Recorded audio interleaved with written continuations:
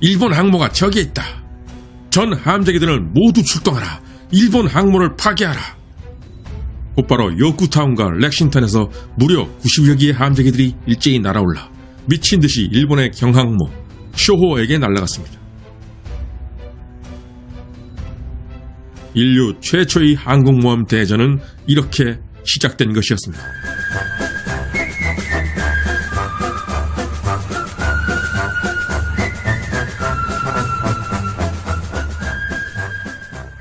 시청자 여러분들의 열렬한 성원 부탁드리겠습니다. 1941년부터 4년간 태평양이라는 드넓은 바다에서 미국과 일본 사이에 벌어졌던 태평양 전쟁. 태평양 전쟁 기간 벌어졌던 그 수많은 전투들 중에서 가장 역사적인 전투라고 단연 첫손에 꼽을 만한 전투. 특히 이 전투는 진주만 공습이나 미드웨이 해전에 비해서 그렇게 뜨거운 주목을 받지 않아왔던 전투이기도 합니다. 영화로 만들어진 적도 물론 없고 그동안 매체에서 디테일하게 다루지도 않았던 전투. 하지만 이 전투야말로 인류 역사에 길이길이 남을 역사적인 전투라고 말씀드릴 수 있습니다. 현재 전 세계 바다를 누비고 있는 미국의 항공모함 전단. 미 항모전단은 단연코 세계 최강이라고 부를 수 있을 것입니다. 2022년 현재 미 해군은 항공모함을 총 20척 보유하고 있습니다. 니미츠급인 캐터펄트식 항공모함이 10척, 그리고 최신 포드급 항모가 1척, 이렇게 총 11척의 정규 항모, 그리고 헬리콥터 및 수직 이착륙기를 탑재할 수 있는 강습 상륙함 9척, 이렇게 총 20척을 운영 중입니다. 이렇게 오늘날까지 미국 군사력의 가장 핵심적인 공격 무기로서 평가받고 있는 항공모함. 이 전투는 인류 역사상 최초로 항공모함끼리 벌였던 전투였습니다. 그리고 현재까지 세계 최강이라는 미 해군의 항공모함이 역사상 처음으로 격침되어 바다로 수장되었던 기록을 남긴 전투였습니다. 그래서 이 전투는 역사적인 전투라고 부를 수 있는 것입니다. 이 전투의 이름은 The Battle of Coral Sea, 즉 산호의 전투입니다. 태평양 전쟁의 전체 흐름을 놓고 산호의 전투 발생 시기를 살펴보겠습니다. 1941년 12월 일본의 진주만 공습으로 태평양 전쟁이 시작되었고 그 후 일본은 무주공산이 된 서태평양을 휩쓸며 동남아시아로 세력을 확장합니다. 산호의 해전은 일본이 그 세력을 동남아시아로 확장한 이후에 벌어지게 됩니다. 따라서 일본 해군이 미 해군에게 엄청나게 당하게 되는 그 유명한 미드웨이 해전은 이 산호의 해전 이후에 벌어지게 되는 것입니다. 1942년 초 아무도 막을 자 없던 세계 최강자 일본 해군. 진주만 공습으로 미 해군이 움츠러들자 일본은 동남아시아에 있던 영국과 미국 등 연합군 세력을 완전히 축출하였고 서태평양으로 영역을 확장하는 데 성공하게 됩니다. 이른바 남방작전의 대성공. 일본의 원래 목표는 네덜란드령 인도네시아의 자원, 특히 석유를 확보하는 것이었습니다. 그런데 말레이 반도와 필리핀 등에서 벌였던 작전을 모두 성공시키며 일본의 영역은 거의 호주 근처까지 내려왔습니다. 이런 상황에서 당시 연합국 일원이었던 호주의 불안감은 높아져만 가게 됩니다. 일본 해군의 야마모토 이소로쿠 제독은 다음 타켓을 어디로 정할지 고심했습니다. 결국 그는 뉴기니의 수도 포트 모르즈비 그리고 남동 솔로몬 제도의 툴라기 섬을 점령할 계획을 세우게 됩니다. 이것이 이른바 에모 작전. 작전 목적은 연합군 세력인 호주가 미국과 연결되지 못하게 차단한 호주를 고립시키는 것이었습니다. 우리는 호주의 관문인 포트 모르즈비를 점령한다. 그러면 미국과 호주의 해상 연결 고리를 끊을 수가 있다. 결국 호주는 고립될 것이다. 우리 일본의 육전대를 활용해 포트 모르즈비에 상륙시키고 1만 톤급 경항공모함인 쇼호가 이들을 호위한다. 그런데 미국은 아모 해독을 통해 일본의 이런 계획을 모두 다 알게 됩니다. 니미츠 제독은 플래처 중장에게 이렇게 명령을 내립니다. 일본이 포트 모르즈비를 점령하기 위해 이동했다. 우리는 포트 모르즈비 남부에 있는 사노해로 먼저 이동해야 한다. 플래처 중장은 미국의 정규 항공모함 렉싱턴과 요크타운 두 척을 주축으로 한 17기동함대를 이끌고 사노해로 출동하게 됩니다.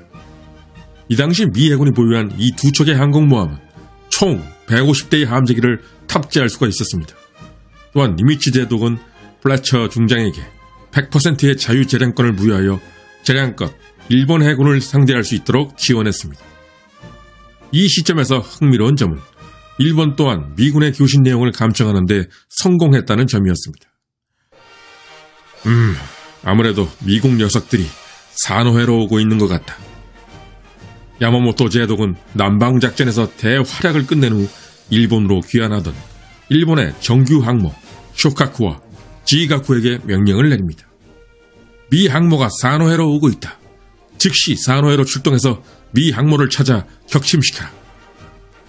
이때 일본의 정보국은 미국이 항모를 이케야 한 척 정도 보낼 거라고 생각했습니다.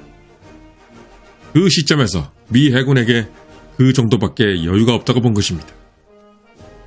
그래서 야마모토 제독은 정규 항모 2척, 경항모 1척, 총 3척의 항모면 충분히 미국을 제압할 수 있다고 생각하게 됩니다. 1942년 5월 1일 일본 육전대는 쇼호 항모의 호위하에 툴라기 섬에 상륙을 개시했습니다.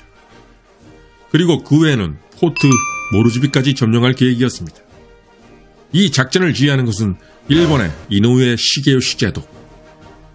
그러나 이미 플래처 중장이 지휘하는 항모들이 사노해 근처로 접근한 상태였고 여기서 발진한 함재기들이 끊임없이 상륙을 방해하며 폭격을 가해왔습니다. 시게요시 제독은 야마모토 제독에게 이를 즉각 보고했습니다. 야마모토 가카, 미군의 함재기들이 계속 목격되고 있습니다. 이 보고를 받자마자 야마모토 제독은 아무래도 미국 항모가 가까이에 있는 것 같군. 즉시 미 항모를 찾아야 한다. 쇼카쿠와 지가쿠는 미 항모를 찾아서 파괴하라. 그리고 우리의 원래 계획대로 포트 모르즈비에 상륙하는 작전은 계속 진행하라. 미 해군과 일본 해군, 이제 양측은 상대의 항모가 자신의 가까이에 있다는 사실을 모두 알게 되었습니다. 그러나 당시에는 요즘처럼 레이더가 없었습니다. 레이더가 없었기에 가까이 있었다는 건 알았지만 어디 있는지는 육안으로 직접 찾아야 했습니다. 그래서 이때부터 미국과 일본 양군은 눈이 빨개진 채 정찰기를 보내며 상대방의 항모를 찾아 바다를 헤매게 됩니다. 먼저 발견하는 측이 전황을 절대적으로 유리하게 끌고 갈 수 있는 절체절명의 급박한 상황. 하지만 역시 미국이 한 발 빨랐습니다. 양측이 미친 듯이 서로를 찾아 헤매고 다니던 중 마침내 1942년 5월 7일 아침이 밝아오고 미국의 정찰기는 육전대 상륙을 지원하고 있는 경항모 쇼호를 먼저 발견합니다. 일본 항모가 저기에 있다. 전 함재기들은 모두 출동하라. 일본 항모를 파괴하라. 곧바로 요쿠타운과 렉싱턴에서 무려 90여 개의 함재기들이 일제히 날아올라 미친 듯이 일본의 경항모 쇼호에게 날아갔습니다. 인류 최초의 항공모함 대전은 이렇게 시작된 것이었습니다. 더구나 이때 쇼호는 운이 나빴습니다. 미 해군의 함재기가 무려 90여 대가 달겨들었는데 쇼호의 함재기들은 모두 출격하고 없는 상태. 일본의 경항모 쇼호는 자신을 보호해줄 기체가 단 한 대도 없었던 것입니다. 지켜줄 함재기가 하나도 없는 상태에서 미국의 SBD 돈틀리스 극강화 폭격기와 TBD 데버스테이터 뇌격기의 무차별 난타가 시작되고 경항모 쇼호는 어뢰와 폭탄을 연속으로 얻어맞고 불덩어리가 된 채 그대로 침몰당하게 됩니다. 태평양 전쟁 최초이자 인류 최초의 항공모함 침몰. 그 주인공은 바로 일본 해군이 되어버렸습니다. 일본으로서는 먼저 선제 공격을 당한 셈. 하지만 일본 입장에서는 불행 중 다행이었습니다. 왜냐하면 침몰당한 쇼호는 상륙을 지원하던 경항모일 뿐이었기 때문이었습니다. 아직 일본에게는 중형 항모 두 척이 멀쩡했던 것입니다. 이때부터 미국과 일본은 2대2의 정규 항모로 한판 싸움을 벌이게 됩니다. 쇼카쿠와 지카쿠 대 렉싱턴과 요크타운. 1942년 5월 8일 다음날 아침이 또 밝아왔습니다. 필사적으로 서로를 찾아 헤매던 미국과 일본. 정말 드라마틱하게도 거의 동시에 서로를 발견하게 됩니다. 쇼호의 침몰에 대한 복수심으로 가득 찬 일본. 그리고 이 기회에 일본 항모를 모조리 격침시켜 진주만의 복수를 하려고 달려드는 미국. 양측은 이를 악물고 서로가 서로를 향해 사납게 발진했습니다. 일본 항모에서는 70여 개의 함재기가 이륙했고 미국 항모에서는 80여 개의 함재기가 이륙했습니다. 미국과 일본은 다른 것은 다 제껴두고 오직 상대의 항모만을 목표로 날아오른 것입니다. 그래서 양측의 항공모함은 지켜줄 함재기가 없었습니다. 이 상황은 마치 두 명의 권투 선수가 서로 한 대씩 때리며 버티는 것과 흡사했습니다. 펀치가 더 세거나 아니면 맷집이 더 좋은 쪽이 승리할 수밖에 없는 그런 상황. 결과는 일본 해군의 승리였습니다. 일본의 항모들은 미 해군의 SBD 돈틀리스 급강화 폭격기와 TBD 데버스테이터 뇌격기에게 대공포를 쏘며 저항했고 이들이 투하하는 폭탄과 어뢰를 피하는 회피 기동을 하면서 버텨냈던 것입니다. 그 결과 쇼카쿠와 지카쿠는 수리가 가능한 약간의 피해만을 입었을 뿐이었습니다. 반면 미국의 정규 항모 렉싱턴의 상황은 심각했습니다. 렉싱턴 함은 연료 관련 시설을 난타당했고 거대한 화염에 휩싸이고 맙니다. 아무리 애를 써도 화재를 진압할 수 없었던 렉싱턴은 스스로 함을 침몰시켜버립니다. 그리고 살아남은 승무원들은 대피하게 됩니다. 이로써 렉싱턴 함은 미 해군 역사상 최초로 침몰된 항공모함으로 기록되게 됩니다. 그런데도 일본 해군은 포기를 몰랐습니다. 일본 해군은 그야말로 벌떼처럼 마지막 하나 남은 요쿠타운에게 달려들었던 것입니다. 미 항모를 모조리 격침시켜라! 무차별적으로 난타당한 요쿠타운은 침몰 직전까지 몰리게 됩니다. 그러나 미 해군 수병들은 악착같이 화재를 진압했고 요쿠타운은 침몰 일보 직전 상태에서 간신히 침몰을 막은 채 도망치기 시작했습니다. 이는 플래처 제독의 전략적인 결단. 이런 상황에서는 끝까지 싸우는 것보다 한 척의 항모라도 보존하는 것이 전략적으로 더 중요했던 것입니다.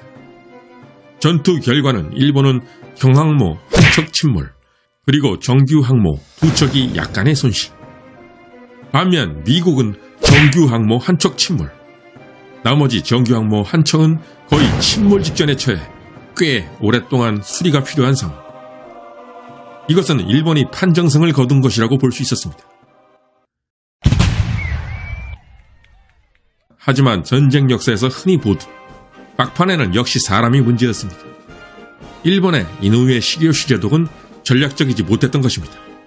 당시 상황은 미국의 항모 두 척 중 한 척은 바다에 수장되고 한 척은 절발이 신세로 간신히 도망치는 신세였습니다.